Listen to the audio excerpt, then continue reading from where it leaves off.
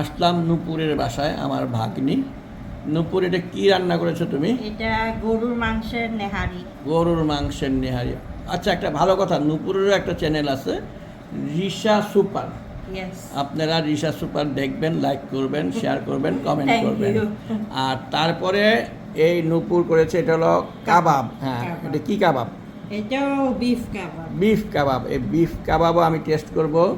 আর এই নিহারি, চালের রুটি। নিহারিটাকে তো সুপার লাগতেছে, দেখি খেয়ে খারাপ বললে হলে তো আমি বলবো যে নূপুর খারাপ পাক করছে। আর রান্না শিখলে তো চাউলের রুটি আছে, এটাও অনেক ভালো, আমি অনেক দিন খাইনি, আজকে খাবো ইনশাআল্লাহ। ইনশাল্লাহ। ডিম। এখানে করেছে পুডিং, ডিমের পুডিং, এটা তো অবশ্যই মজা হবে।